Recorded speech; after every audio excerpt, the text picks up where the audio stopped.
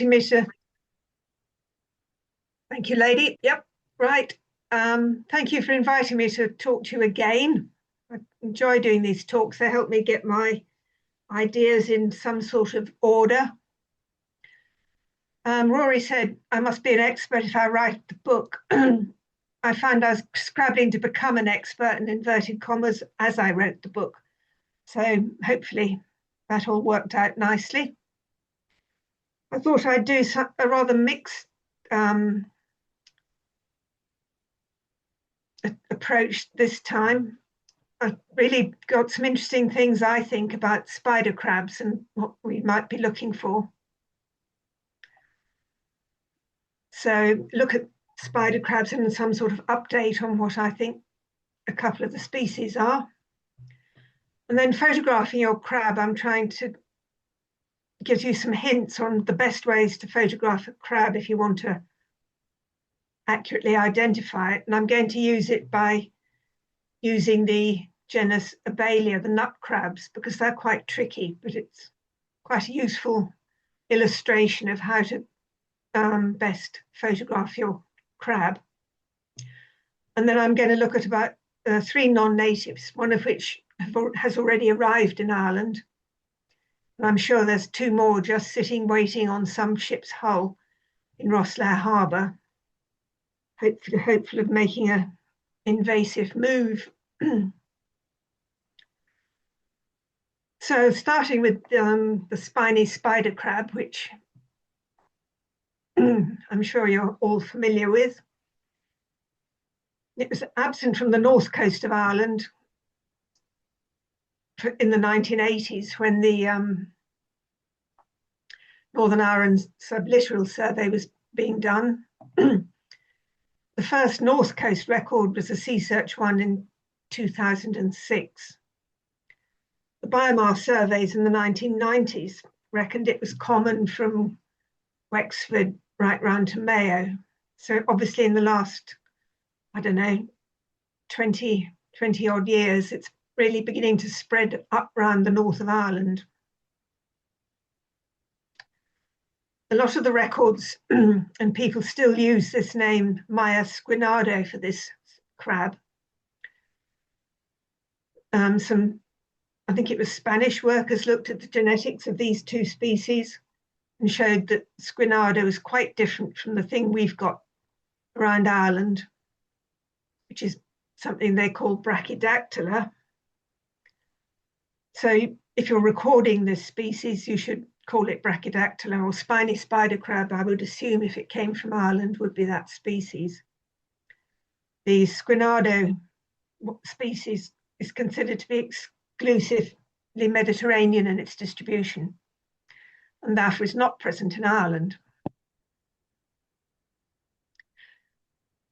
So I always suggest people, if they're looking to check their distributions and is the species they've identified likely, I always suggest that they go and look at some online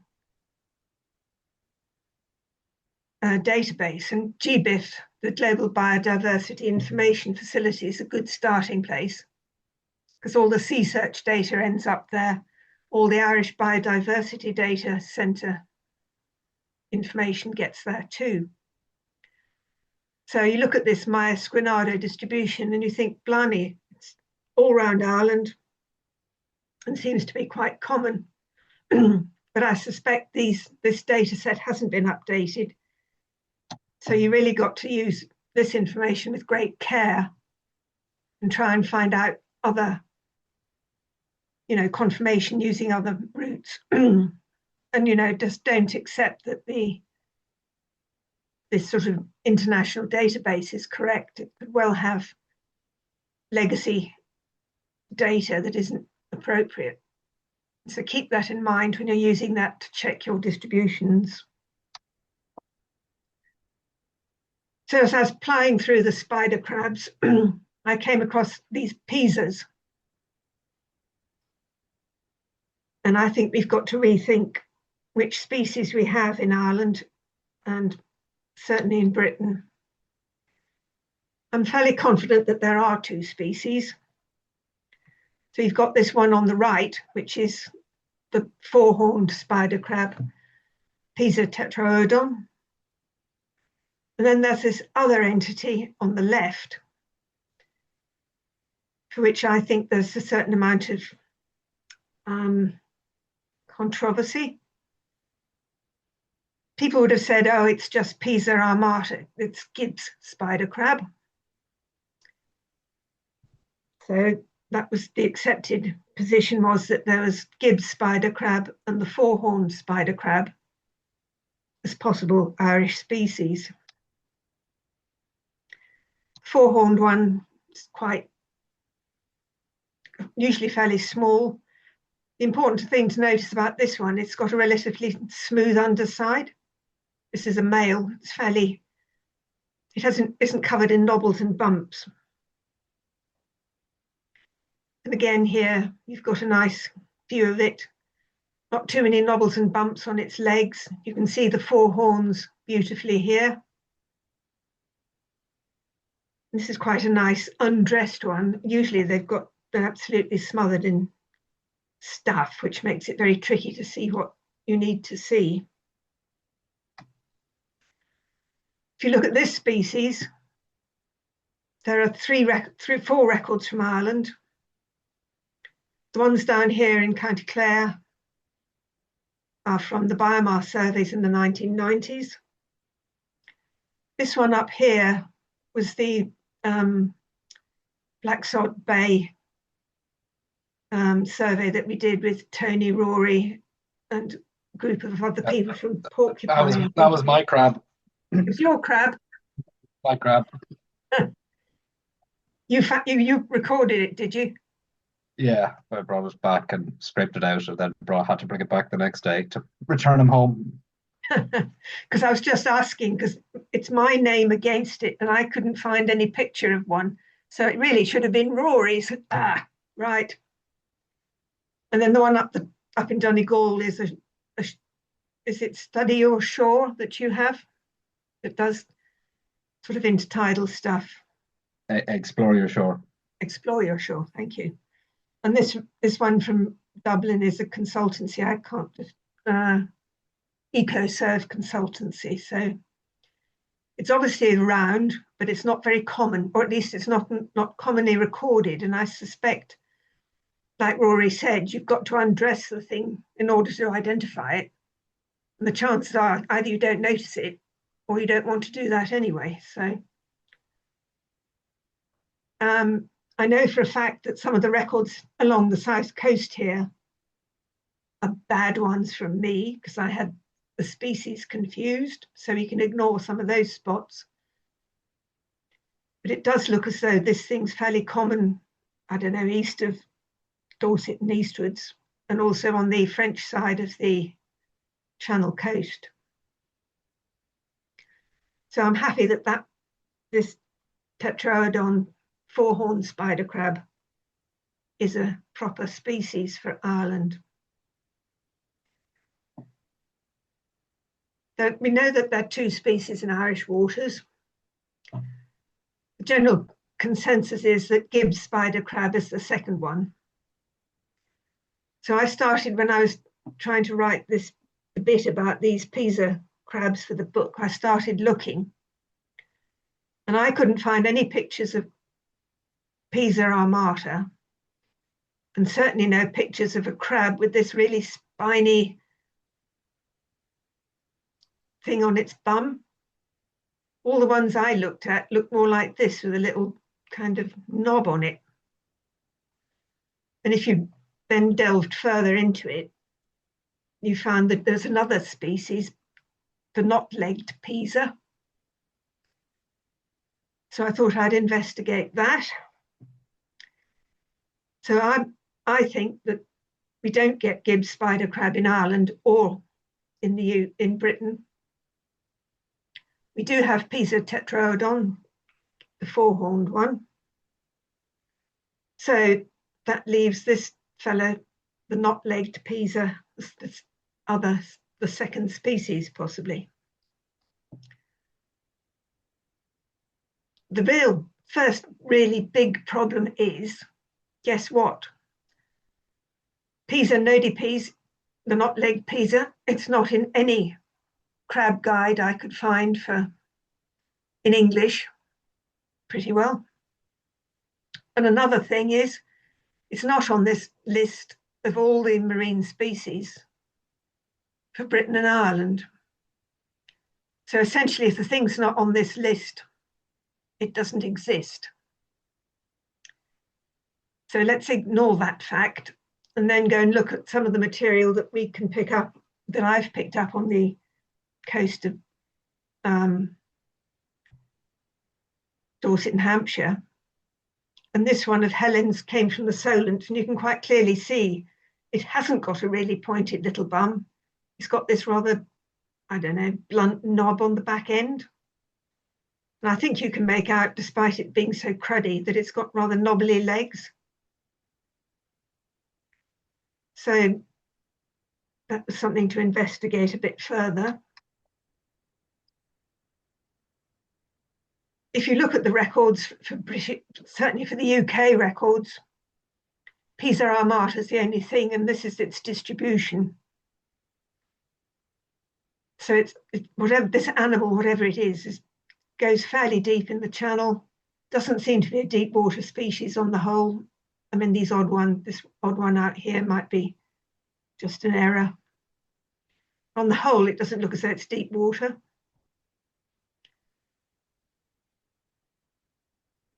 And so for the moment, I'm going to say forget about this Pisa armata beastie. Don't forget about Gibbs spider crab, and pay attention to the knot-legged Pisa, which I think is the one that we certainly have in Dorset and Hampshire and Devon. And there are records for a second species from Ireland, so I think you could well have it there. They're tricky little things to identify. You know, this picture here, can't hardly see its eyes. Don't even know where they are. Somewhere up here, presumably. It's failed to disguise its backside, so that's quite handy. So you've got quite a good view of its bum. It's showing off its knobbly legs well. And I tried it on a crab expert, Udiker Makos, and his considered opinion was that this was the knot-legged Pisa based on its not very pointed backside and its lumpy legs. And then Helen had a lovely example from Hampshire. Turn the thing over and look at the underside. It's covered in all these knobbles and bumps, and it looks quite different from the very smooth underside of the four-horned spider crab.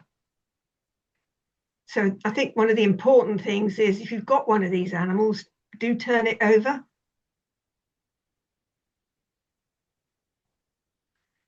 So then we go back to our international database, GBIF, and have a look at knot-legged Pisa distribution. Lo and behold, there are no UK or Ireland records because it's not on the list. But there seem to be quite a lot of records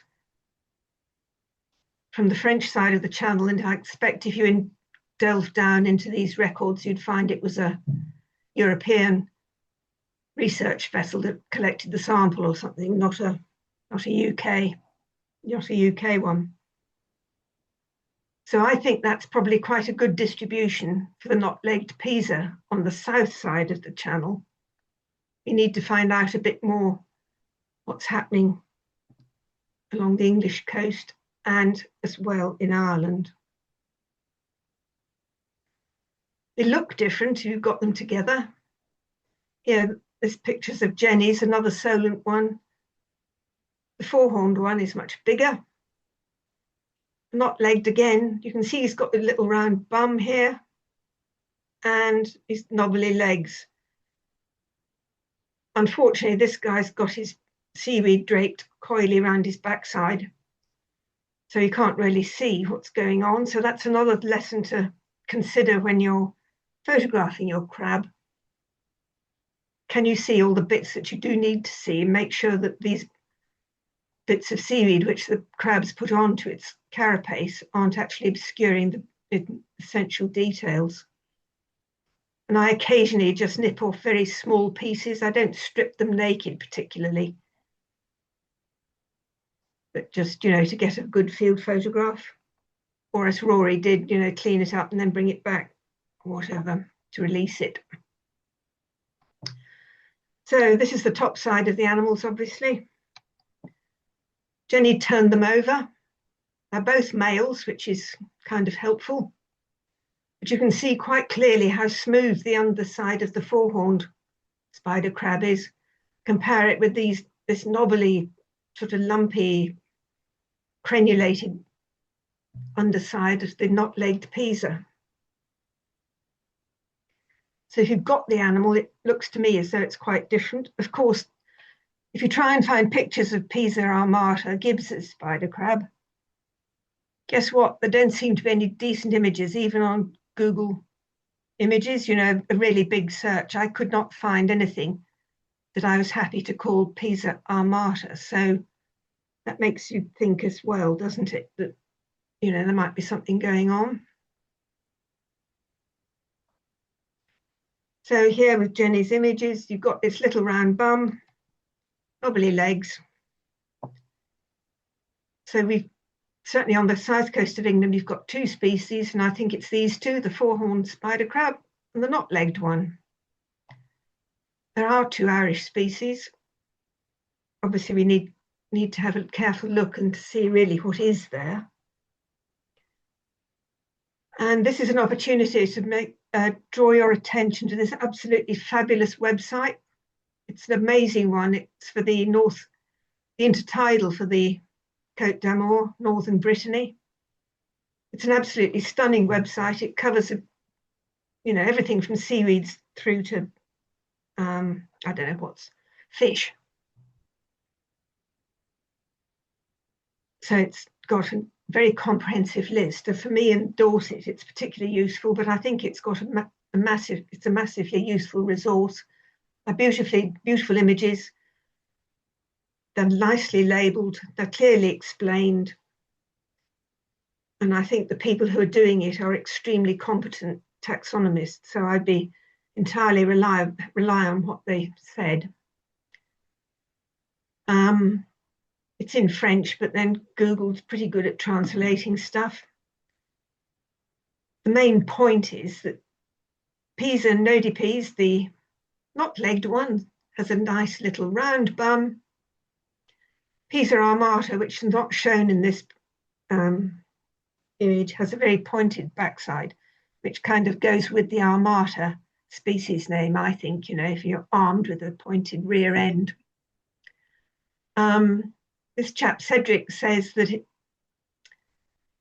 nodipes is much more common than armata in the intertidal. And he doesn't think he's ever found armata in the intertidal. And he points out that you've got to examine its protuberant posterior by either or feel it, and you probably will have to pull off stuff. So you may have to strip off some of its sort of camouflage, but you needn't do very much of it.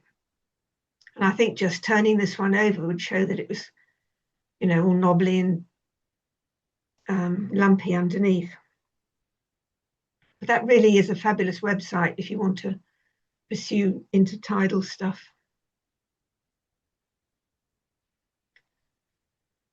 Okay, so you've decided we don't like the idea of having Gibbs spider crab up here.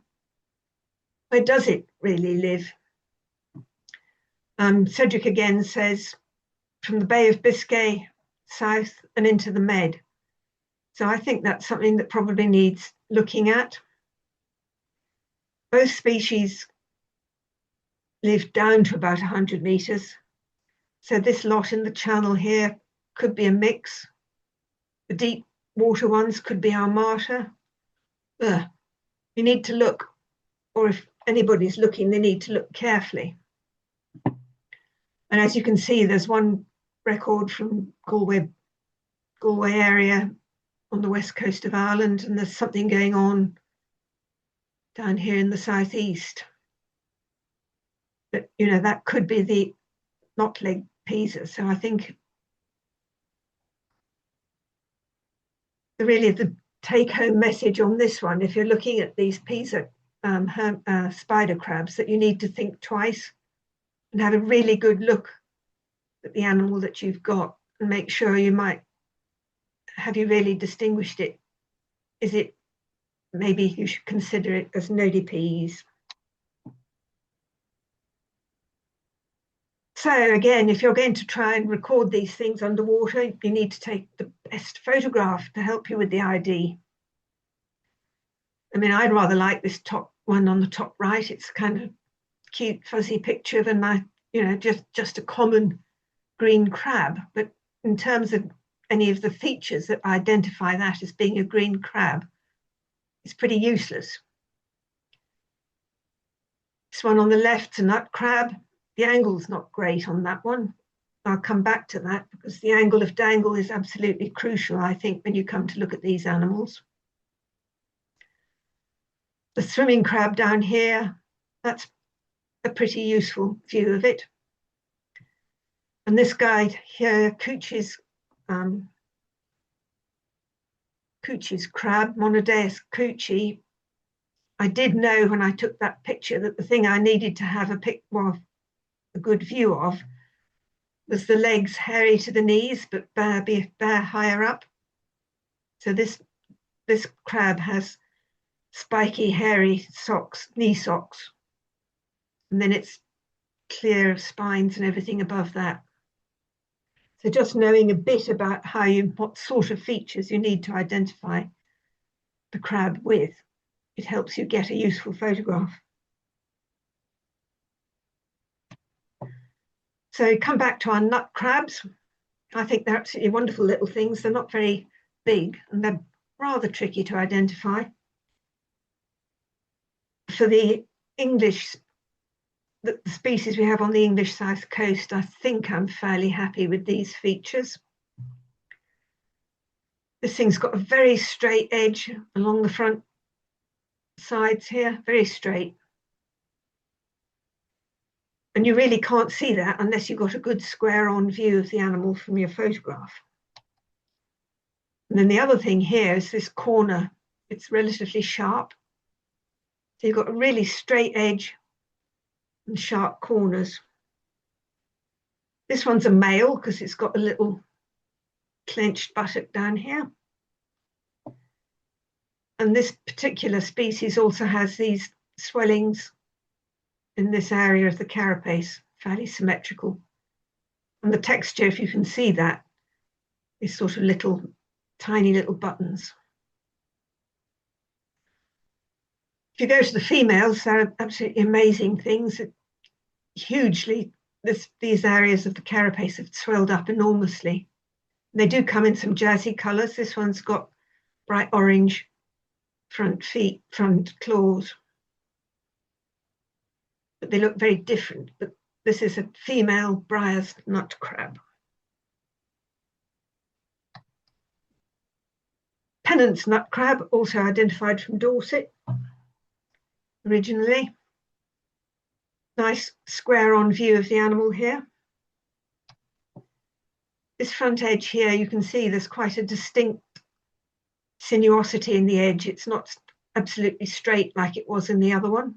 So you've got a sinuous front edge. And the other really useful character on this one is you can see a kind of ridge across and up and down the back, making a kind of Maltese cross on the back of the animal. So you've got one bit going that way and then one on either side. And this does tend to show up quite nicely on the animals when you see them in the field. You can just make it out there, I hope, in that image. And again, these things come in all sorts of colours, so don't get fixated on colour. So there you are with that one. And then this particular one, Pennant's nut crab, turn it over. This is a male, very narrow abdomen here.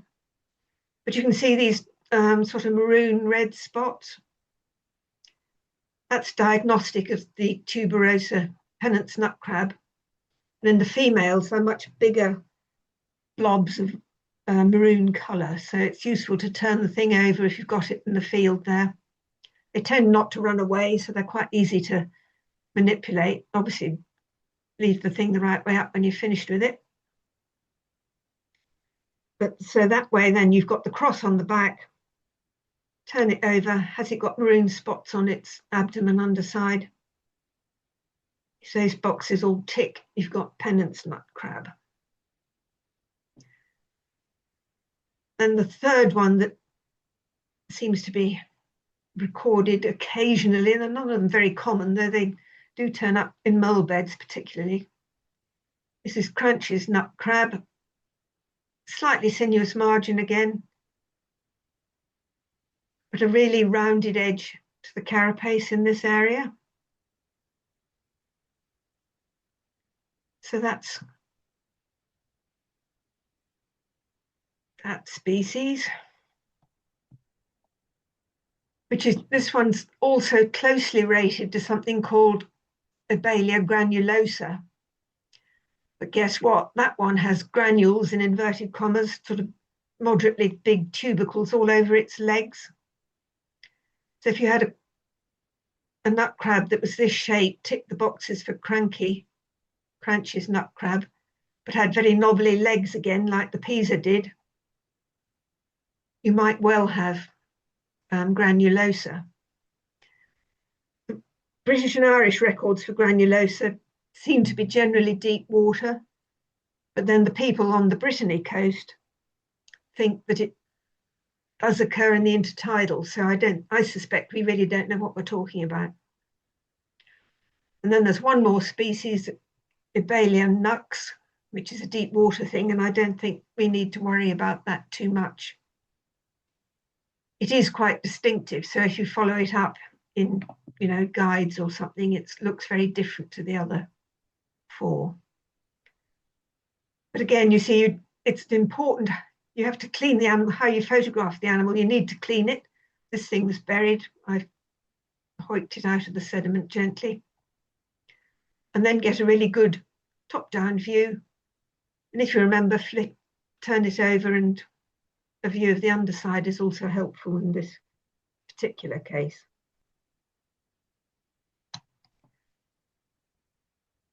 And then the other thing that is, I think, absolutely crucial is to try and get good eyebrow detail, get details of this structure of the carapace between the eyes, right at the front here. So these three swimming crabs, they've all got 3 teeth, but you can see, it's not very clear here, that they're very clearly different. And the green crab down here, again, it has 3 teeth, but they're quite characteristic for each species. And as well, these ones here, you can see their noses are, in inverted commas, look quite different. So if you've got a reasonably good photograph of this part of the animal, that's a really good way to start, because particularly these swimming crabs, there's 4 or 5 species that people have been confusing for a very long time. And if you get really good views of this part of the animal, it really is possible to tell them apart. So swimming crabs, things that used to be Liocarcinus have tiresomely now been called Polybius, which confused me for a while. I thought, blimey, what are all these things? I've never seen one. I mean, from the point of view of a pretty picture of a crab, I was quite pleased with that one. But in terms of telling you which species of Polybius or swimming crab it was, it's pretty useless. You can tell it's a swimming crab, of course, because you've got these nice paddles out the back. But really, you haven't got any detail of the shape of the teeth between its eyes here. Another particular feature is the proportions of the joints on the back legs. Obviously, we can't see those. And the spines down the side. There's subtle differences in the form of these spines between the species, and that's not showing up So a much more useful view, clearly, I think, much less dramatic, the same species, is this sort of top-down view, because then you can zoom in. Wrong way, that one. You can zoom in on its back legs, and you can study the proportions of these joints. It's quite clearly laid out there nicely. No, same way again, that way. And you can look at the shape of the teeth between the eyes, good detail there. And with modern cameras, of course, you can zoom, so it's all quite possible. And then you've got the detail down the side of the carapace here. This little nubby one here is the distinction for that particular species. But in terms of the actual drama of the image, this is a fairly mundane picture of a crab, but it does give us all the features that we need to see in order to be able to identify it accurately. And the way which bits you photograph again, of course, and how you get at it is quite tricky. Macropodia are tricky little beasts because the first thing they stick their piece of seaweed on is their rostrum, and it's the length and the shape of the rostrum that's diagnostic. But if you've got, another 3 inches of seaweed stuck on it, it's pretty difficult to make out what you need to see. But this one that Ian took is a nice image right from underneath the animal, because we're interested in the length of the rostrum here, shows nicely, relative to the length of this joint on the antennae. So when I'm photographing Macropodia, I say to myself, think Kenneth Williams, for the geriatrics among us, that might mean something. It's very much get in there and get a good view up its nose. You might have a good chance of being able to identify it. So in a way, you need to know what you need to know in order to get the right photograph. But after a while, I think that begins to become not second nature, but it's something in the back of your mind when you're taking your photo.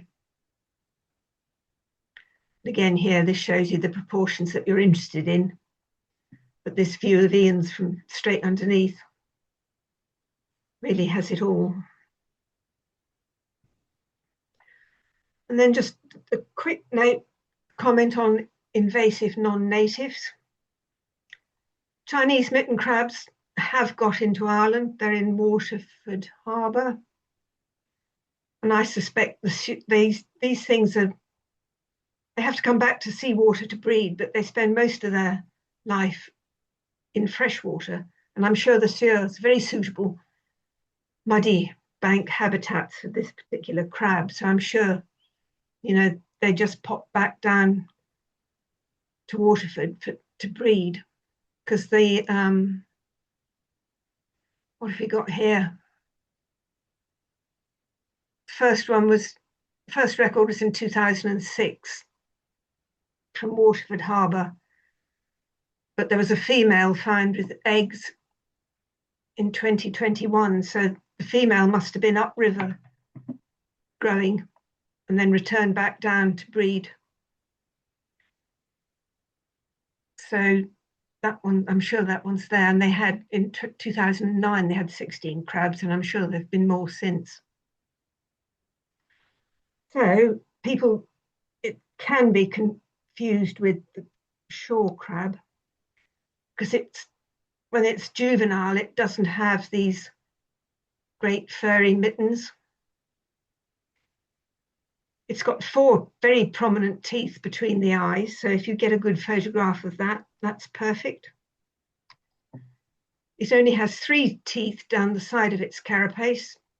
Green crabs, swimming crabs, and an awful lot of our native crabs have 5 spines down the side. And shore crabs tend to be yellow underneath, and you can see that this thing's really bright white. And if you do find one in Ireland, for goodness sake, record the animal. There's a form online, Biodiversity Ireland, and there's a biodiversity data app as well, which I wasn't able to get up and running today. But there are ways of recording these things, and I think it's important, if you find them, to take adequate photographs and report it as soon as possible. I don't know what you're going to do about it, but in East Anglia and places, they're really causing a huge amount of damage, burrowing into riverbanks and causing quite a lot of erosion there. So they're tiresome little beasts if they get well established. And then here's a pair, which I think probably coming soon. In England, we've got the brush-clawed shore crab, well established in East Anglia and on the east coast, Kent, over that way. The Asian shore crab isn't quite so well established. It's certainly on Jersey, where this nice picture of Nick's came from. How do you tell them apart, or what features do you need to photograph? Look at the spots on the claws here. This one's got sort of 2 sizes at least. This one's got only small ones of more or less the same size. They've both got this very straight front between the eyes, their eyebrows, quite distinctive. So that makes them these grapsid crabs with this straight front edge. They've got 3 teeth down the side. Remember, our crabs generally have 5. And then to tell these 2 apart, you really need to look at these stridulatory ridges on their, just below their eyes, and the exact form of that. You need to just have a good picture of that. So if you bear in mind, you know, the kind of features you need to see, if you find one, you can collect the right data. This one of Rob's, I think he photographed in Holland, and this one's from Jersey. But certainly the brush-clawed one is very well established all down the East Anglian coast, I think. And this one's got spotty legs and this one's got plain legs. There's quite a few features, and these brushes only occur in adult males. So that really is not a definitive feature, because an awful lot of the things you find, of course, aren't full-blown adult males. And I'm quite sure that surely you must be getting these things. I was looking at Rosslare Europort last time I was there. It's absolutely enormous. And I think Slaney up here coming into Wexford would provide a very suitable habitat for the animals when they want to be in the freshwater systems with access to seawater down here. And Rosslare's only just down here in the corner. I don't know what the hydrodynamics are like, but it's not a million miles for the crab to travel to establish itself in Wexford, the slobs here, and make its way up the Slaney in due course. So that's certainly one to look out for. And as Rory pointed out, this book is now with the printers. We just made the deadline for that. So hopefully that will be useful to people when it eventually becomes available. And that's everything.